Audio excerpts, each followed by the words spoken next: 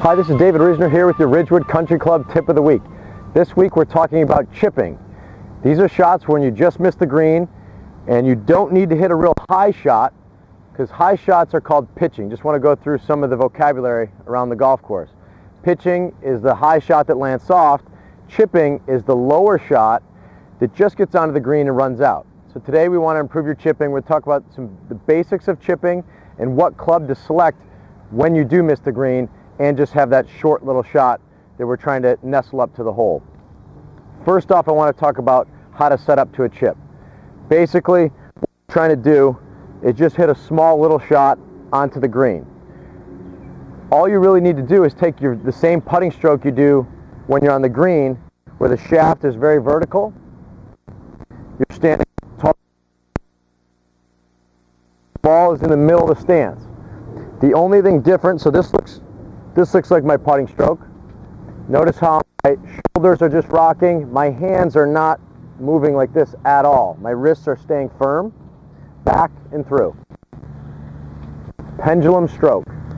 Now the difference between putting stroke and chipping is in the setup, everything's the same, very vertical shaft. You can even use your putting grip if you change grips to putt.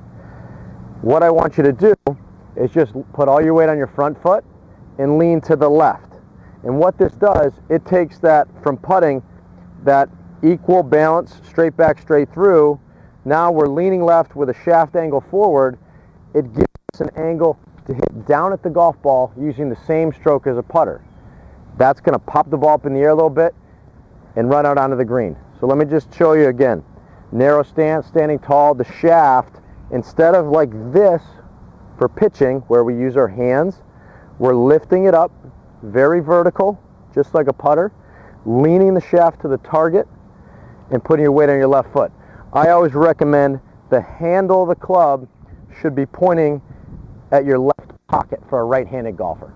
So shaft vertical here, and it's just tick, tock, just like you would a putting stroke. Notice my legs aren't moving, my hands aren't moving, there's none of this. Those are things that go wrong around the green. So we need to keep it very simple. Putting setup, forward, weights on the left, hands are ahead, and it's just back and through. Now just as if you're on the green, the longer you take the club back, the further that ball is going to go. So keep that in mind. It's not a bad idea to look at the hole when you're chipping and take a couple practice strokes to get an idea as to how far back and through you need to take that swing. We're now going to talk about what club to select when hitting a chip shot based on the situation you're faced with. I have 3 balls here.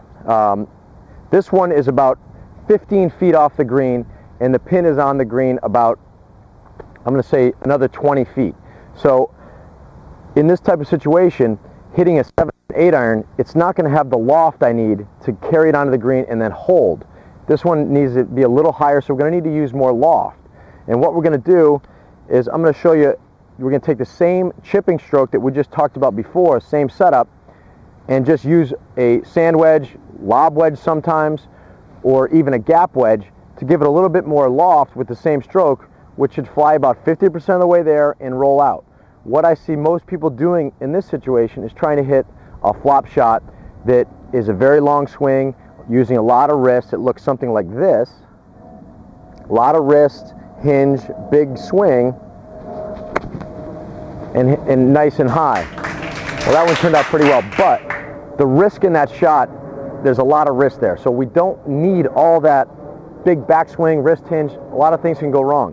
What I'd rather see you do is go into the same setup we just talked about, standing tall, shaft is vertical, hands ahead, weights on the left, and just take a nice, easy putting stroke. Very simple.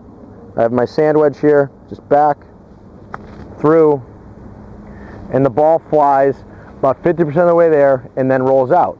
And as we move closer to the green, as we get up here, now we only have about 6 feet of rough in between the ball and the green.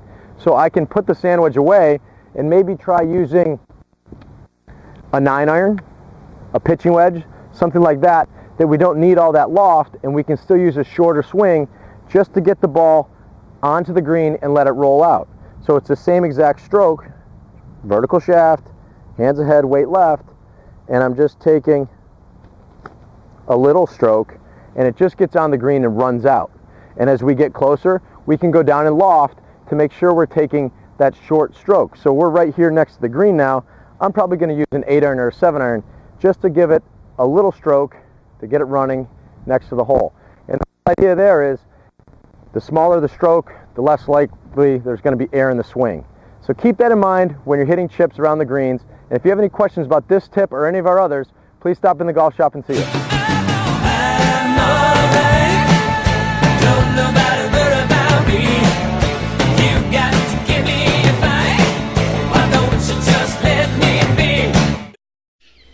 I bet you slice into the woods $100. Gambling is illegal at Bushwood, sir, and I never slice. Damn! Okay, you can owe me. I owe you nothing.